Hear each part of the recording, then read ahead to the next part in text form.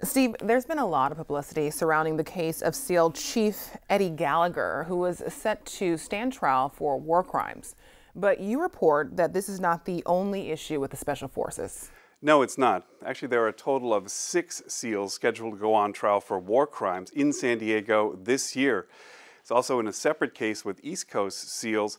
They're charged with murdering a U.S. Marine in Mali.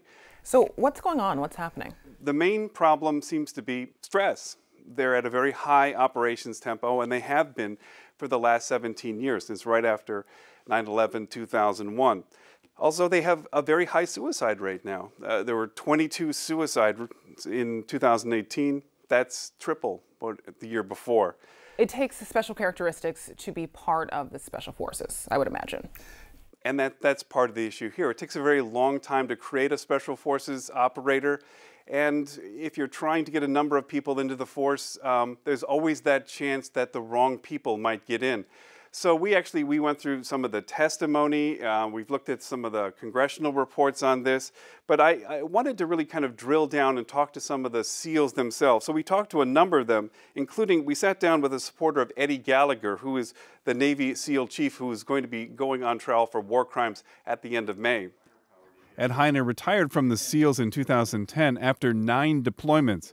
Sitting on a couch at his home in San Diego, Heiner rattled off a list of combat tours. I was fortunate enough to be able to serve in Iraq, Afghanistan, and even in the Philippines. His experience is not uncommon. The operations tempo for Special Forces skyrocketed after 9/11/2001, and it remains high. In the op tempo, we're going to have to figure that out. We're going to have to mandatory put people away for a couple of years, let them take a breather from it. You can't keep letting them do this. Heiner is convinced most Americans don't really understand the crushing demands of their job.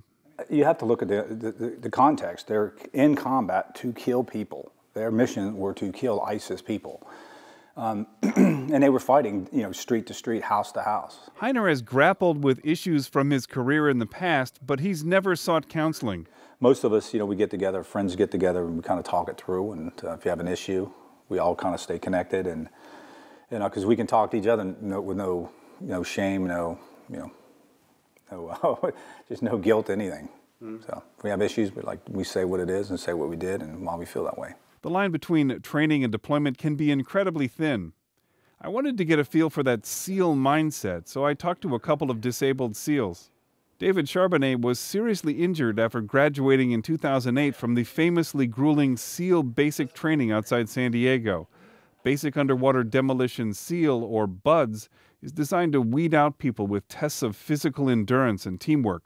When I graduated, I thought that, it'd feel a huge sense of completion, but the job, it's you're always preparing and always training, so it really felt like less of a milestone than I had expected. The day before his first deployment, Charbonnet's parachute malfunctioned about 100 feet from the ground.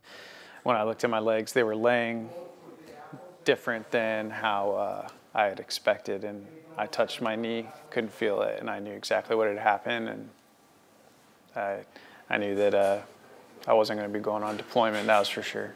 Charbonnet now lives in a wheelchair. He's president of VIP Neuro Rehabilitation Center. The nonprofit focuses on physical therapy. Among his clients are other medically retired SEALs. He tried to describe the Special Forces mindset. It's drilled into your head so that when these impossible situations come up, it doesn't deter you mentally, and you're able to push through. I don't know if I could have been prepared better for breaking my back.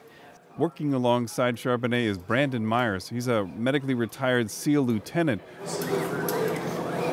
He was also paralyzed during a training accident before his first mission. It's the only thing I've ever wanted. It's still the only thing I ever want.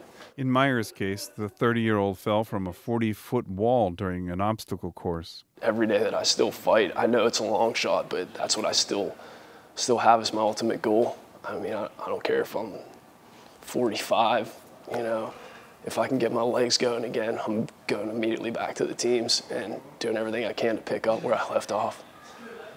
Steve, we've discussed the problem, but what's the solution? So Congress has seen these issues, and they've actually ordered Special Operations Command to do a review of ethics and leadership.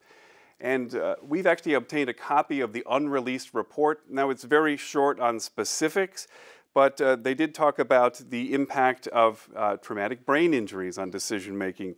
And they are going to review things like BUDS and the ethics training there, as well as they're looking at ethics and leadership throughout the force. There was actually a 90-day stand down that we know happened. So in the report, Special Operations Command says that they are assessing the cumulative effects of over 17 years of continuous combat. So clearly, there's going to be more to come. Thank you so much. Thanks.